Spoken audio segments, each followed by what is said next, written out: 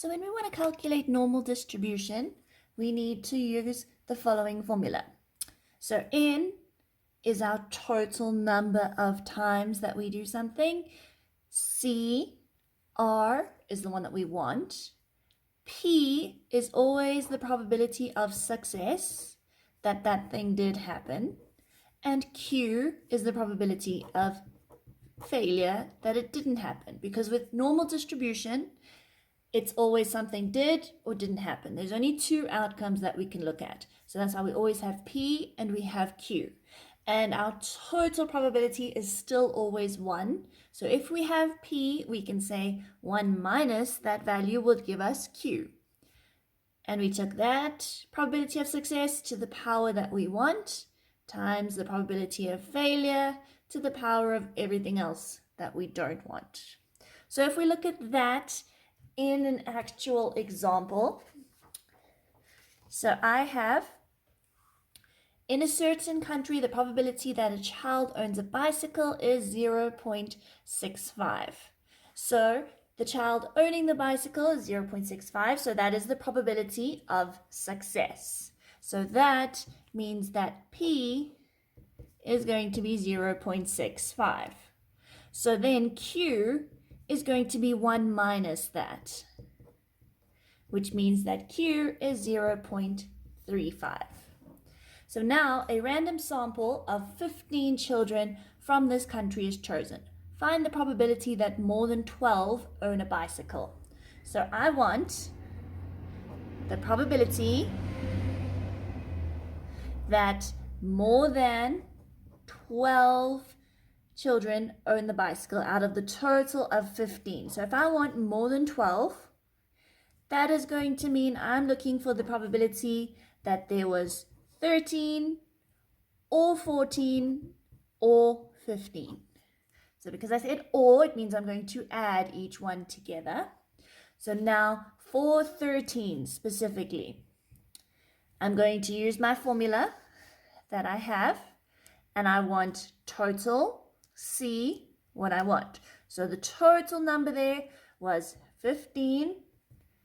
C, what we want is 13 times P, which is 0.65 to the power of what I want, and I want 13 times Q, which is 0.35 to the power of total minus what I want. So 15 minus 13 is going to be 2.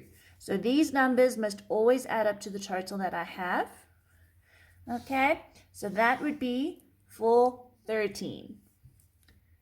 Or, so I'm going to add the same option for 14. So I'm going to have 15, C, 14,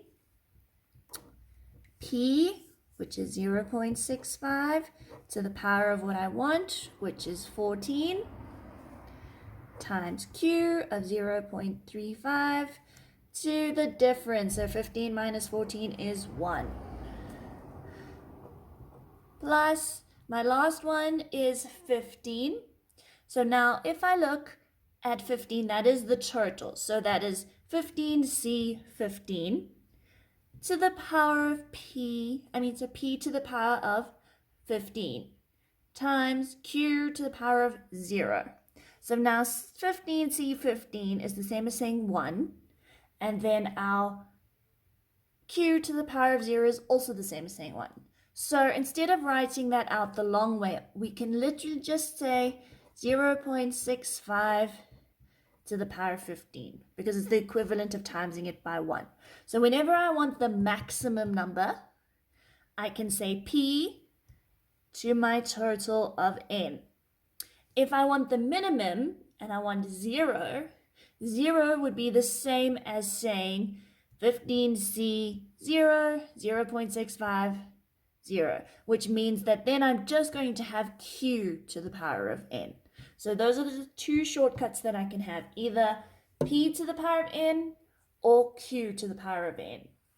So now if I type this into my calculator using my C button, I will get a final answer of 0.0617. 7. So if I look at a different example now, I have the company that produces boxes of sweets, and for any large box, the probability that it contains more jellies than chocolates is 0.64. And 10 large boxes are chosen at random. And I need to find the probability that no more than 7 of these boxes contains more jellies than chocolates. So the first bit of information I have here, if it contains more jellies than chocolates, is 0.64. So that is my p-value, which means I can work out Q to say 1 minus that. And then I want the probability that no more than 7 of these boxes contains more jellies than chocolates. So that means I want the probability that I've got less than or equal to 7, because I want no more than 7, which means it was everything before that, from 0, 1, 2, 3, all the way up to 7. So now that is a lot of values. But my total boxes was only 10. So if I want less than 7, that is the same as saying 1 minus the probability of all the things more than 7, which would be 8, 9, and 10. And that is way fewer than saying 0, 1, 2, 3, 4, 5, 6, 7. You can do it that way, but it will take you a lot longer. So if we say 1 minus the probability of 8, 9, or 10, that means I'm going to say, starting with 8, out of my total of 10 boxes, I am going to choose 8 of them, p of 0.64 to the power of 8, and q of 0.36 to the power of 2, because it's 10 minus 8.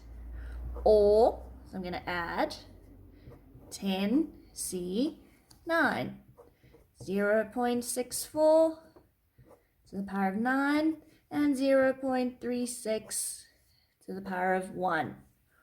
Or 10, and remember 10 is the maximum number, so I can just say p of 0.64 to the power of 10.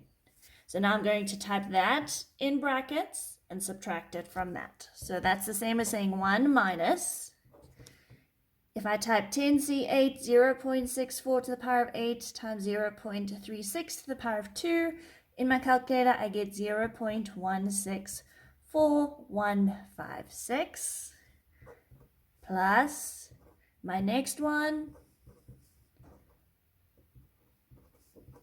and my last one.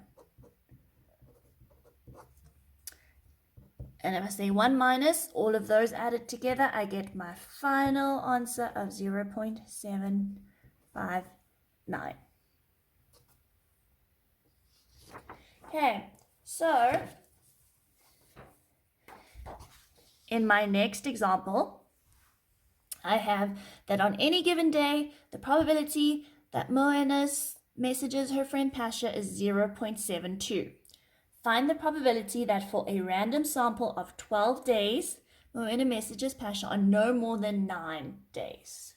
So, again, I have my P being 0.72, okay, because that is the probability that she does it, which means Q is 1 minus that, which is going to be 0.28.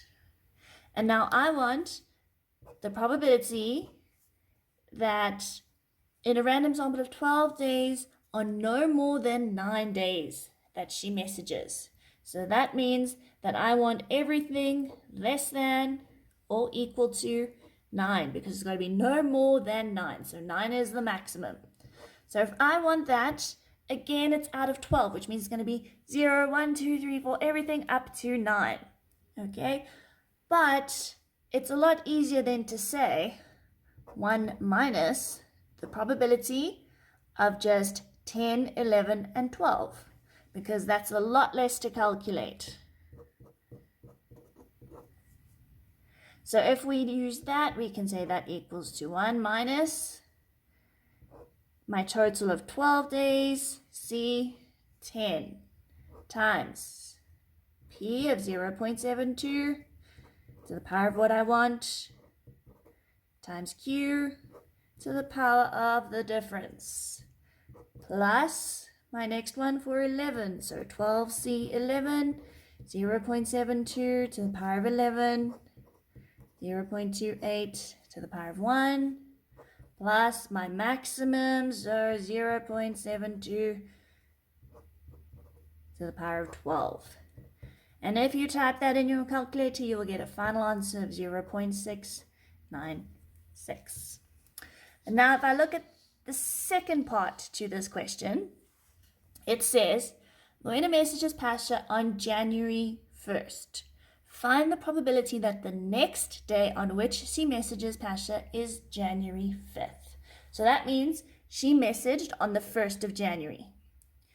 Then she didn't message for the 2nd, 3rd, and 4th, and then she did message on the 5th. So there's no total number here, okay, that I'm dealing with, because the total number was for the first question. Now I'm just dealing with a set number of days. So what this is saying is that after the first, I need the probability that the next day is going to be the 5th. So that is, we're ignoring the first because that's already happened. So then the 2nd, 3rd, and 4th was no message, and then the 5th was a message. So the probability that she messages is 0.72, and the probability that she doesn't message was 0.28. So that means that since she didn't message on the 2nd, 3rd, and 4th, that is the probability of 0.28, because that's her not messaging. And the 2nd, 3rd, and 4th is 3 days. So that means that's to the power of 3, because there was 3 days that she did not message. And then on the next day, she did message. So that is going to be 0.72 on that last day that she did message, to get our total probability of that. So now, in this situation, we didn't have a total sample number of days and we wanted no more than this or that. So we don't include our C value. We just include the days where we didn't message and then where we did, to get our total value. Okay, so if I look at another example like that. So I have, in a certain large college, 22% of students own a car. 3 students from the college are chosen at random, and I need to find the probability that all 3 students own a car. So that means that the probability of them owning the car is 0.22, because it's 22%. And all 3 of them out of the 3 must have that car. So that is 0.22 just to the power of 3. I don't need my success or my failure, and I don't have a different total. So it's just 0.22 to the power of 3 to get my total probability. And now the next part says that 16 students from the college are chosen at random, and you need to find the probability that the number of these students who own a car is at least 2 and at most 4. So now we do have a total number of 16 students, and I want the probability that it's at least 2 and at most 4. So that means that's the probability of having 2, 3, or 4, because it's minimum 2 but maximum 4. So that means 2, 3, or 4. And then that means I'm going to use my regular formula, because I've got a total number now of 16 students. P is 0.22, which means Q is going to be 1 minus that. So I can say that my probability is 0.22 for P, and that Q is 1 minus 0.22, which is 0.78. And now I can use my formulas, because that means I'm going to have 16 C for the first one being 2 times p of 0.22 to the power of what I want, which is 2, times 0.78 for q, and then the difference, 16 minus 2 is 14, plus, because remember it's this, or this, or this, 16c3, 0.22 to the power of 3, times 0.78 to the power of 13, or 16c4, 0.22 to the power of 4 times 0.78 to the power of 12. And if you type that entire part into your calculator, you would get an answer of 0.179205 plus the next one, 0.235877 plus 0.216221. And when you add all of those together, you get a final answer of 0.631. So now, in this example, I have got a pair of fair coins thrown repeatedly until a pair of tails is obtained, and the random variable x denotes the number of throws required to obtain a pair of tails, and we need to find the expected value. So remember, expected means we're dealing with mean, or the average number that it takes.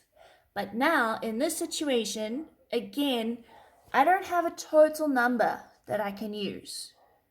So in terms of expected value, I have to use the probabilities that I'm given.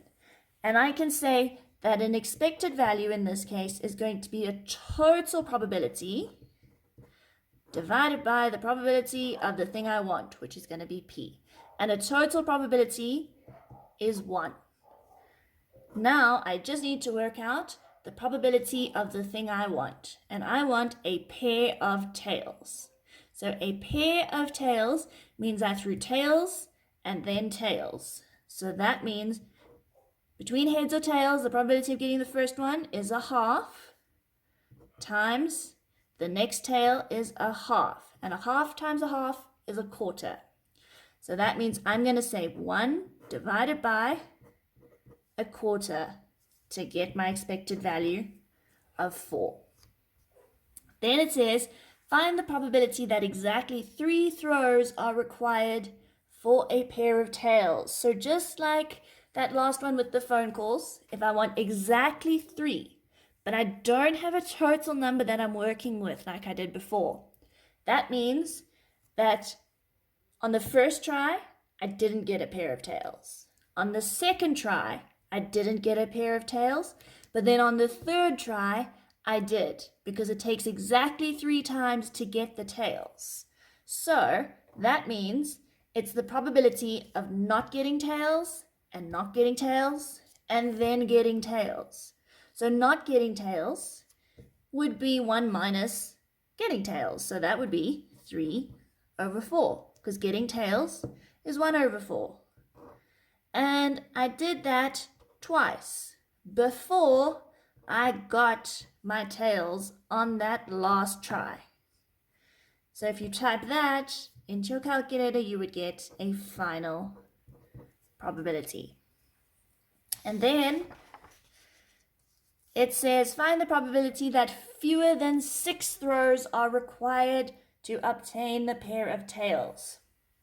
So that just means that I want less than 6. So it's going to be the probability that x is less than 6. Okay, so that means it could be 1, or it could be 2, or 3, or 4, or 5, all the way up to 6. Okay, because it's just anything less than 6.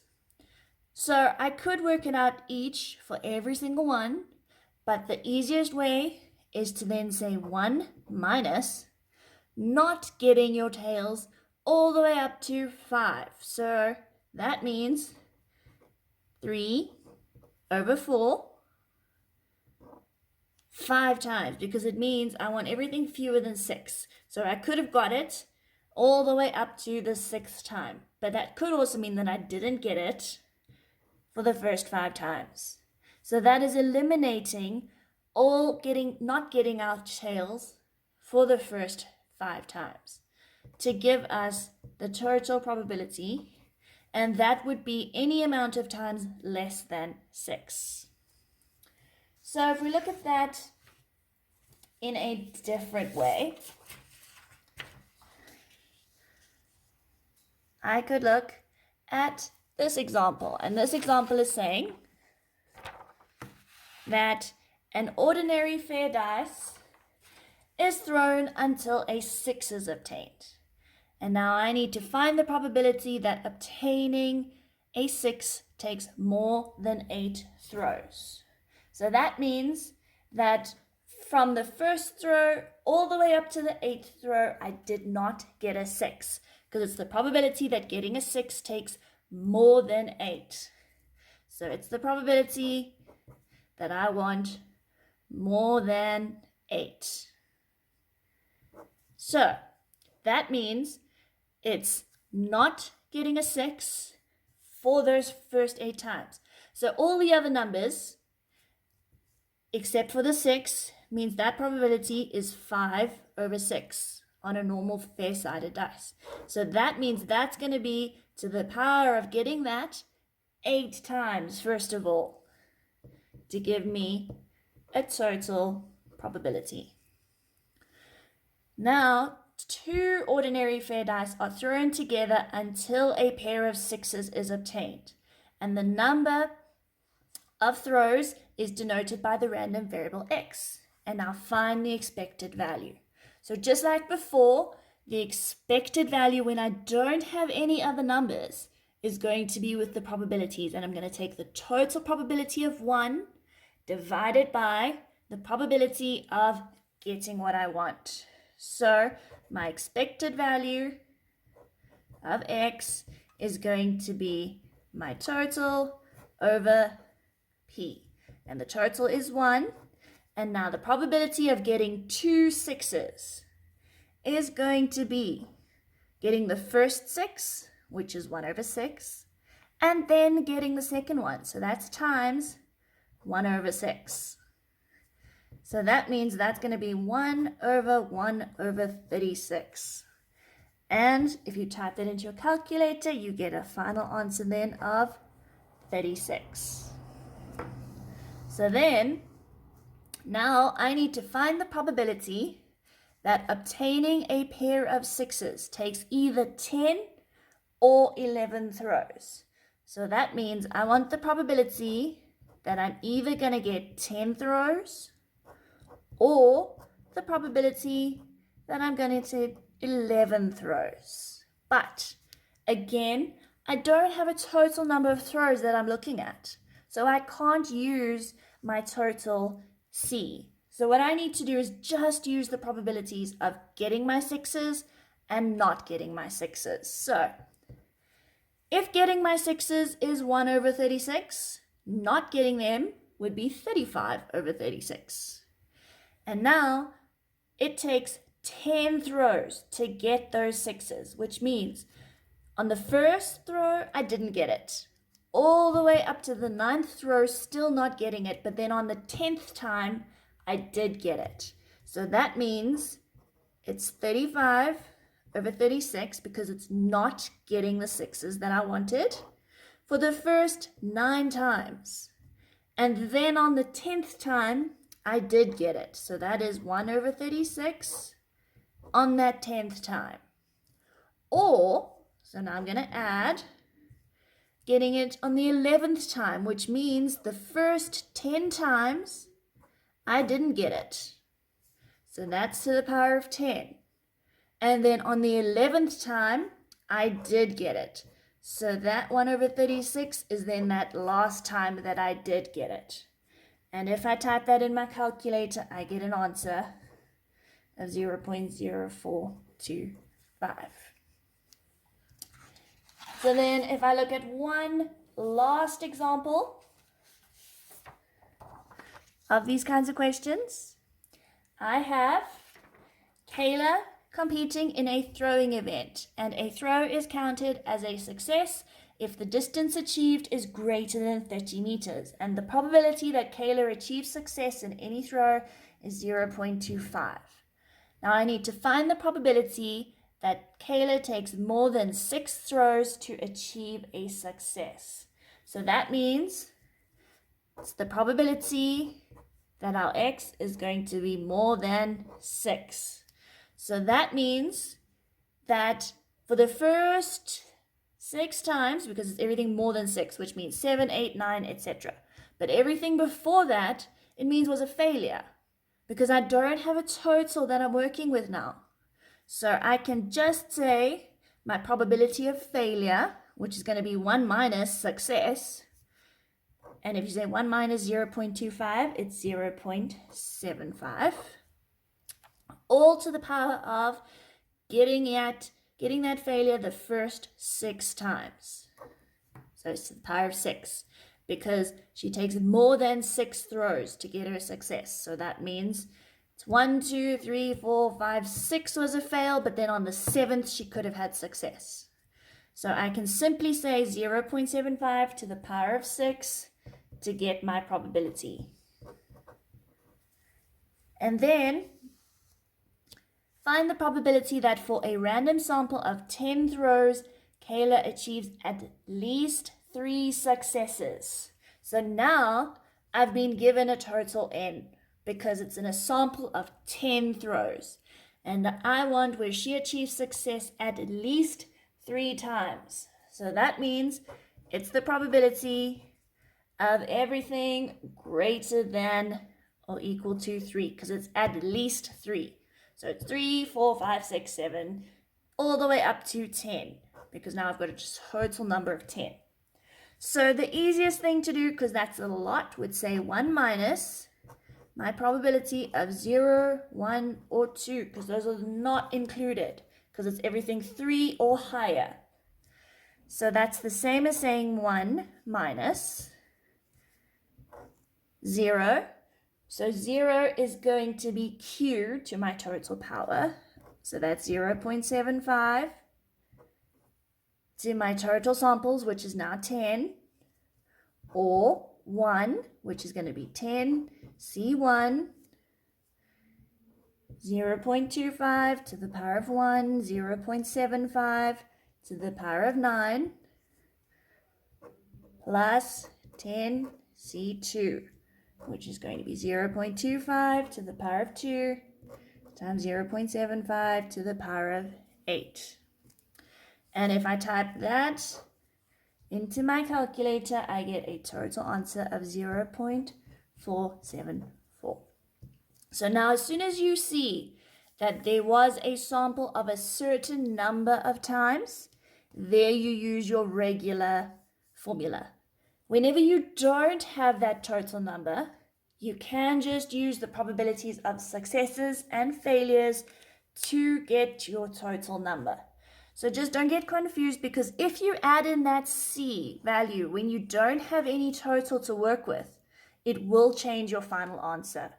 So always just make sure that you double check what you're looking at and what information is given to you.